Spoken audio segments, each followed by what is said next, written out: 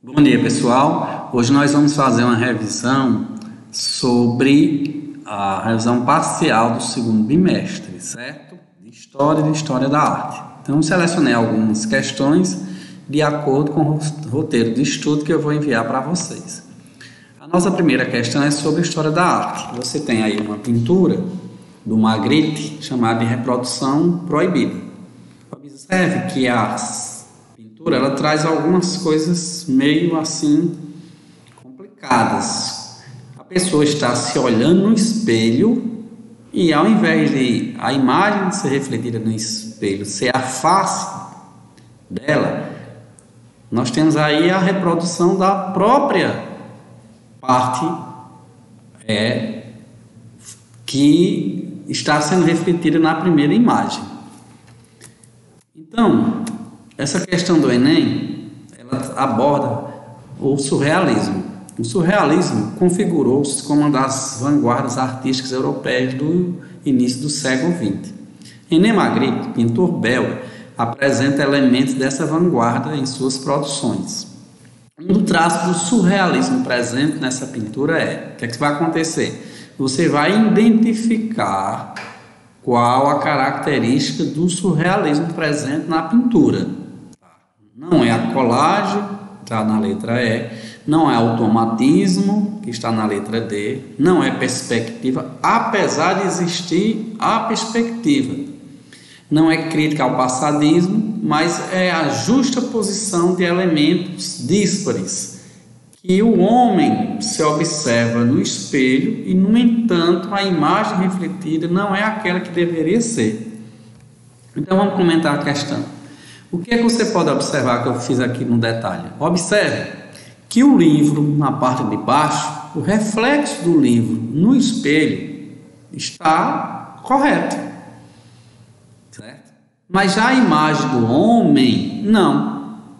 Isso por quê? Porque no surrealismo caracteriza pela falta de lógica, pela observação de uma beleza estética, mas ao mesmo tempo o pintor ele tenta retratar o elemento do imaginário, da estranheza na sua contemplação, certo? Então, o surrealismo já está dizendo surreal, além do real, tentar retratar aquilo que a mente humana, tanto no consciente como no inconsciente, é capaz de criar. Então, daí a ideia do surreal. Uma coisa interessante que nós temos aí um cinema inspirado no surrealismo, certo? La Casa de Papel, essa série, ela usa uma iconografia, por exemplo, as máscaras dos assaltantes são máscaras de Salvador Dalí, que além do Magritte é um grande nome do surrealismo. Vamos para a nossa segunda questão. Nossa segunda questão, nós temos a pintura do Picasso, certo? Então você tem aqui uma pintura, o nome da pintura, La Demoiselle, certo? De Pablo Picasso, representa o rompimento com a estética clássica e a revolução da arte no início do século XX. Essa nova tendência se caracteriza Então, quando a gente fala de Picasso, a gente associa a ideia de Picasso à questão do cubismo, certo? Qual é a diferença entre o cubismo e o surrealismo? Bom, é que no cubismo nós vamos ter a forte utilização do elemento geométrico. Observe que a imagem das mulheres, certo? Elas estão aí não no elemento de uma fotografia, mas ela está aí um pouco deformada. Essa deformidade na pintura a gente chama plano irregular. O plano regular é a pintura como se fosse uma fotografia. O plano irregular é aquele que apresenta alguma deformidade.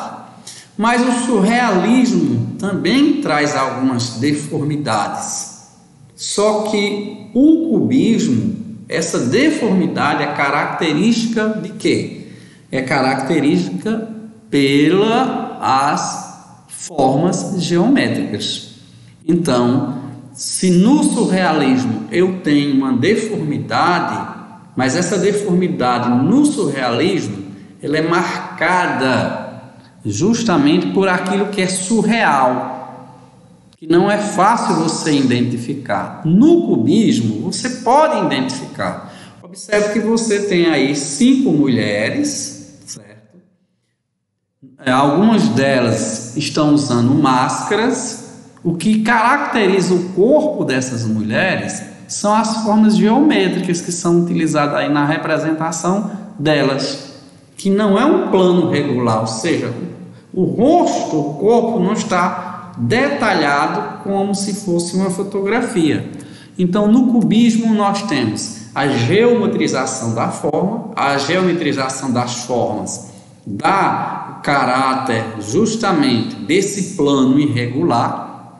Você viu lá, na pintura surreal do Magritte, você não tem um plano irregular. Você tem um homem observando para o espelho. A imagem do homem é uma imagem regular, certo? Então, você vai ter aqui no cubismo essa geometrização das formas que faz com que o plano ele seja irregular. O banimento da perspectiva plana, certo? No que é a perspectiva plana? É justamente a retratação como se fosse uma fotografia, como eu já vi, como eu já disse.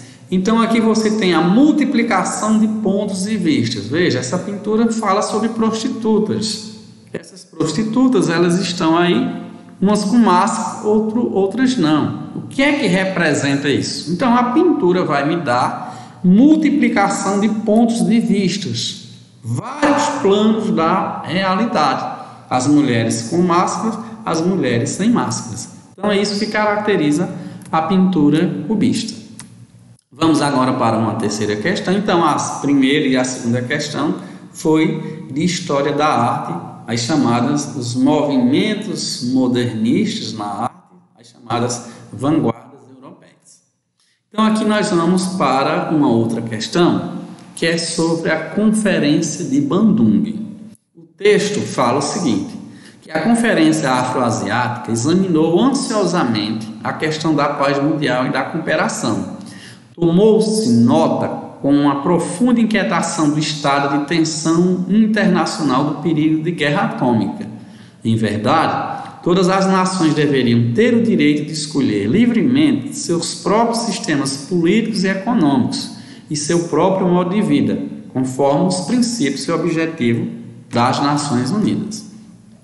Então, a questão fala da Conferência de Bandung, na Indonésia, onde, na cidade de Bandung, representantes de 29 países da África e da Ásia se reuniram, certo? Então, veja, 1955. Portanto, nós estamos no período pós-Segunda Guerra Mundial.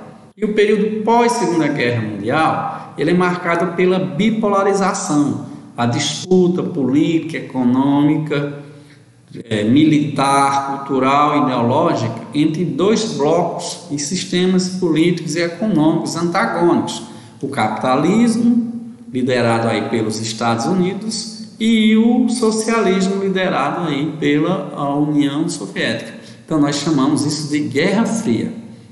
Então a Conferência de Bandung tinha uma proposição desses países correlacionada ao contexto da Guerra Fria, as questões do plano externo, a bipolarização, mas também estava associada a algumas particularidades dessas colônias que se tornaram independentes no período de pós-guerra, certo? Pós-Segunda Guerra Mundial, ou seja, no período da Guerra Fria.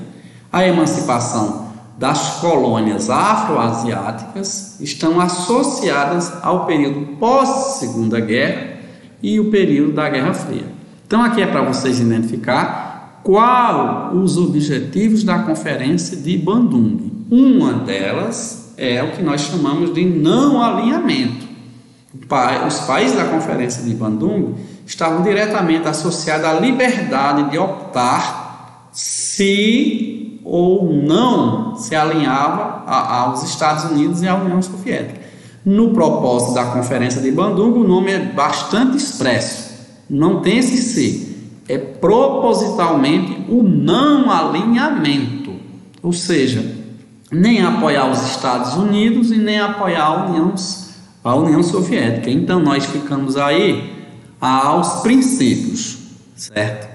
Que é o não alinhamento e a ideia do anticolonialismo, ou seja, a luta pela independência, certo? A afirmação da política do pan-africanismo na África, a política de independência, ao combate ao racismo. Então aqui na nosso resumo, nós temos os princípios da Conferência de Bandung. Não há alinhamento político na Guerra Fria, a cooperação entre os países afroasiáticos, a condenação ao racismo e toda forma de segregação racial, o direito de autodeterminação dos povos, isso que está presente na Carta das Nações Unidas, que o texto falou, a proibição de armas nucleares, porque a Guerra Fria nós temos uma corrida armamentista, uma corrida espacial, então o temor a uma guerra atômica era latente, e aí a Conferência de Bandung opta pela proibição de armas nucleares entre os países e resolver os conflitos entre as nações de forma pacífica. Nossa próxima questão vai falar sobre a Índia. O texto fala: algumas viagens ocorreram por razões políticas. Uma dessas viagens foi feita pelo líder pacifista Mohan Gandhi, conhecido por Mahatma, que significa grande alma. Gandhi conduziu milhares de indianos ao litoral em uma marcha de cerca de 300 quilômetros, a fim de que todos coletassem seu próprio sal de cozinha, deixando de adquirir o produto industrializado dos britânicos e, portanto, não pagar impostos. Essa ação eficiente, que feriu os cofres da coroa britânica, foi chamada de Marcha do Sal, ocorrida entre 12 de março e 5 de abril de 1930. O texto fala aí desse processo. Então aqui a gente tem a fotografia, né, que mostra o Gandhi nessa Marcha do Sal. Então aqui nós temos a questão que fala: de acordo com as informações do texto, é correto afirmar que a Marcha do Sal demonstrava o quê? Qual é o objetivo de Gandhi? Gandhi tem um objetivo principal, certo? A Índia foi um dos países, certo, do contexto da emancipação política afro-asiática que optou por uma estratégia. Essa estratégia de buscar a independência foi difundida na Índia pelo Gandhi. O que é que o Gandhi queria com esses movimentos e não pagar imposto? Gandhi queria justamente convencer os indianos a buscar a sua independência e, portanto, a recusa de Gandhi à exploração neocolonial da Índia pela Inglaterra. Então, essa emancipação política da Índia vai ocorrer em 1947, liderada pelas ideias do Gandhi. Gandhi sensibiliza a população da Índia, como também, certo, a opinião externa mundial, cujo essa recusa de pagamento de impostos, de obter o sal, tem-se um nome dos princípios do Gandhi. O Gandhi é um líder que vai pressionar a Inglaterra para a independência da Índia através do pacificismo. Esse pacificismo tem dois princípios importantes. O primeiro é desobediência civil. Ora, a partir do momento que o cidadão se recusa a pagar imposto, e o imposto é uma fonte de riqueza do Estado, e a Índia era governado pela Grã-Bretanha, certo? A não pagamento de impostos ela afeta a economia do Estado britânico, lá na Índia. Então você tem a desobediência civil, é o nome que se dá a esta prática. Fazer com que os indianos, que têm um litoral imenso, certo, passassem a produzir seu próprio sal, certo, do litoral, e não comprar sal inglês, se chama, e não pagar imposto, se chama desobediência civil, além de um outro projeto dele que era não violência, fazer manifestações. Se o exército britânico viesse reprimir, a população não deveria agir com a mesma violência e truculência que o Estado britânico fazia. Então isso é uma particularidade, por isso que a independência da Índia é um fato assim extremamente importante, porque se dá pela via do pacificismo. Não foi necessário, como em outras regiões da Ásia e da África, haver guerras contra a potência europeia dominante. Nossa próxima questão traz uma fotografia. Observe que na fotografia que nós temos aqui um negro e alguns soldados, certo? Essa fotografia ela é da África do Sul. A fotografia ela representa o regime do apartheid, que foi adotado na África do Sul nos anos de 1948 e 1994. O regime de apartheid é um segregacionismo racial. Isso por quê? É um racismo, mas ao mesmo tempo é um segregacionismo racial, porque isso não está apenas na prática do racismo, mas você tem justamente leis que legitimam essa segregação racial. Não é apenas no discurso, não é apenas na prática o racismo, mas existia o segregacionismo racial, ou seja, bairros para os negros, bairros para brancos, locais em estádios para brancos, locais para negros. Então esse segregacionismo ele existiu durante esse período aí assinalado na pergunta do Enem. Então qual era o elemento importante do segregacionismo sul-africano, que nós chamamos de apartheid?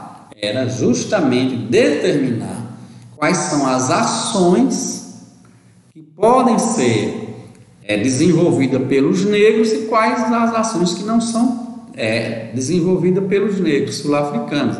Então você tinha desde a questão do trabalho, quais eram os trabalhos que eles poderiam desenvolver, qual eles não deveriam, e o local dos espaços públicos, os espaços geográficos dentro do território sul-africano. Então, como vocês podem observar, o que é que acontece? Você tem aí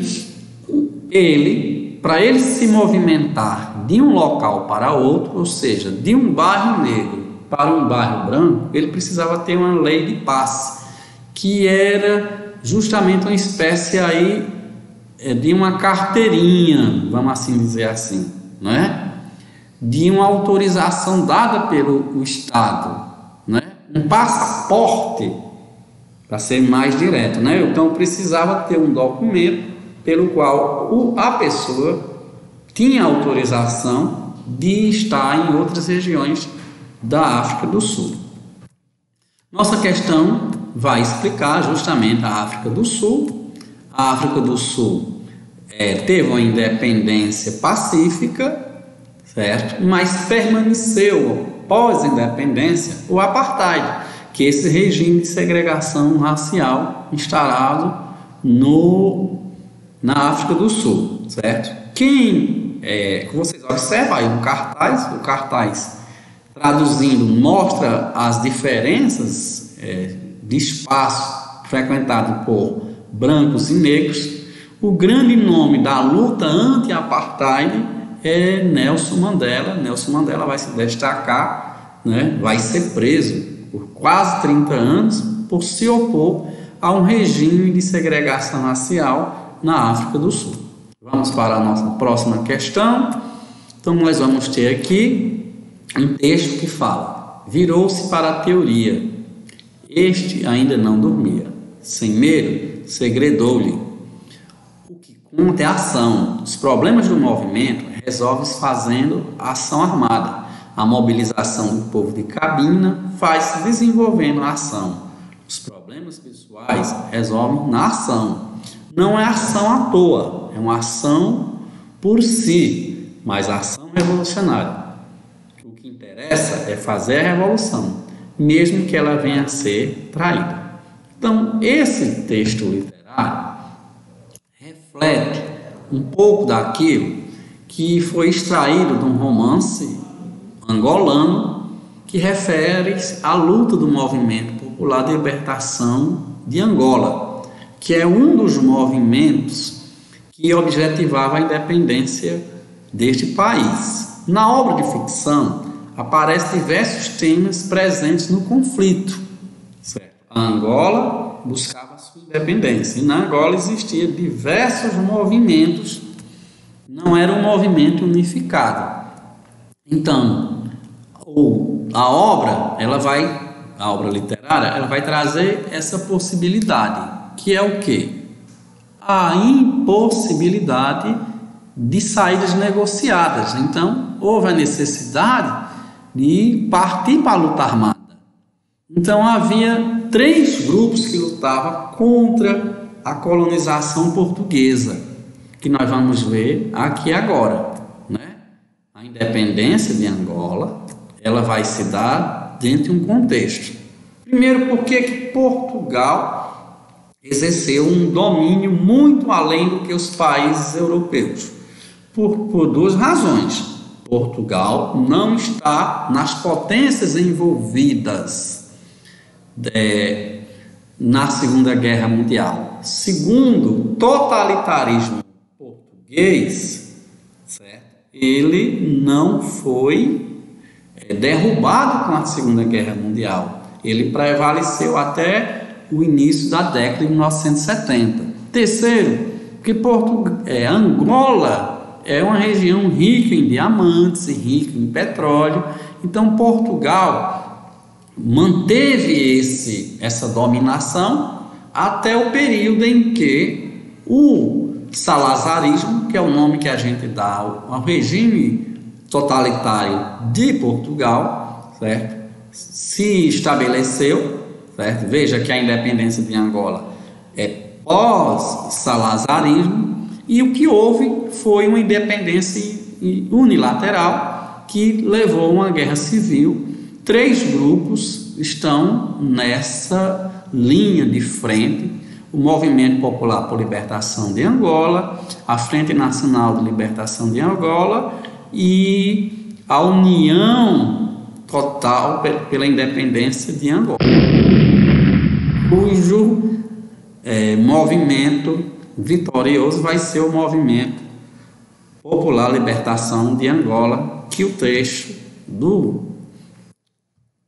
da obra literária faz referência. Vamos agora para outra questão. Fala sobre Ruanda. Diz: as etnias Hutus e Tutsi foram inventadas pelo poder colonial europeu, que encontrou uma sociedade organizada em torno de um rei de caráter sagrado, cuja autoridade se baseava numa aristocracia de proprietário de rebanhos, os Tutsis, que subordinava a massa de camponeses, os Hutus. Toda a sociedade ligava-se por laço de dependência pessoal, que assegurava certa coesão. Tudo começou com um censo que registrou as 2 etnias. Em 1926, o governo colonial emitiu documentos de identificação com os rótulos Tutsi e Hutu. Manuais vulgares repetem até hoje narrativas históricas que opõem as etnias, usando para tantos razões científicas. Certo? Então vamos responder as questões. Observe. Os Tutsis é uma etnia que controla o poder político e econômico em Ruanda. E os Hutus é a camada inferior. Certo? Então há uma diferença étnica entre esses dois grupos. Então a questão aqui traz: o autor discute a relação entre os dois grupos envolvidos no conflito em 1994. Em Ruanda, sobre a emergência desse conflito contemporâneo, pode-se afirmar que, ou seja, qual foi a causa da guerra civil em Ruanda? Apesar de ter reservas minerais importantíssimas, a guerra civil em Ruanda não foi motivada pelas disputas destes recursos, mas sim uma guerra étnica, ou seja, a guerra entre os Tutsis e os Hutus, que acabou nesse grande massacre de Ruanda, que vai dar aí a letra E como resposta, ou seja, a guerra se deu por você pertencer a uma etnia diferente. Então o governo que controlava, certo, os Tutsis, certo, vão massacrar a grande parcela dos Hutus, que era a população desprestigiada no ponto de vista econômico e do ponto de vista político. E aí nós temos a emancipação de Ruanda, que se dá em 1962. Ela foi pacífica. A Ruanda era uma colônia belga e, terminada o domínio belga em Ruanda, os Tutsis passaram a exercer aquilo que eles já exerciam anteriormente, o poder político, e a guerra civil só vai acontecer em 94, quando a maioria das classes menos favorecidas, certo, que é os Hutus, vão ser massacrados pelos Tutsis, que era quem detinha o poder político e econômico nesse país. E aqui nós temos uma questão sobre a Revolução Mexicana. O texto diz: a revolução é uma súbita imersão do México em seu próprio ser. É uma busca de nós mesmos. É um regresso à mãe. Nela o México se atreve a ser. Ou seja, o que é que os mexicanos queriam com a Revolução Mexicana? É isso que o texto está nos apontando. Então, a Revolução Mexicana, iniciada em 1911, trouxe à tona a organização e a luta de populações camponesas de origem indígena que até hoje utilizam esse movimento como símbolo. A eclosão da Revolução Mexicana pode ser explicada pelos seguintes motivos. Ora, veja bem, não é a independência do México. A independência do México ocorreu, como as colônias espanholas, ocorreu no século XIX. O problema é que o México continuou com uma estrutura tipicamente do período colonial. O poder político nas mãos de uma elite dirigente, que no Brasil a gente chama de coronelismo, certo? Você já deve ter visto quando você estudou a República Velha, a República do Café com Leite, coronelismo, que quando a gente se refere aos países de origem espanhola, as colônias espanholas, a gente chama de caudulismo, que é semelhante à interpretação do poder, né? Então, o que é a Revolução Mexicana? Envolve quais setores? A burguesia liberal, porque a burguesia quer um Estado liberal para fazer prosperar os seus interesses econômicos, porque o México vivia sob a ditadura do Porfírio Dias, certo? E o campesinato, os indígenas, que buscam, como o próprio o texto diz, as suas próprias origens, mergulhar no seu próprio ser, ou seja, a origem da sua terra, de onde eles surgiram, e, portanto, a questão agrária. E aí a Revolução Mexicana associa a dois movimentos: o movimento pela luta pela terra, o movimento de luta pela terra, e o movimento de adoção do México aos princípios do liberalismo. E aí nós vamos ter aí a letra B. Então, pessoal, essa é a revisão que nós fizemos para que vocês tivessem aí certo? Pelo menos uma espécie de um simulado. Verifique aí durante a semana o grupo de WhatsApp de vocês, onde eu vou enviar lá o roteiro de estudo. O roteiro de estudo é basicamente esse conteúdo aqui que eu estou indicando para vocês. Um grande abraço, fique em casa, essa pandemia vai passar, tenham tranquilidade, deixe a ansiedade de lado, se concentre aí nessas aulas que nós estamos gravando e em breve nós estaremos aí de volta com todos vocês. Muito obrigado e até a próxima.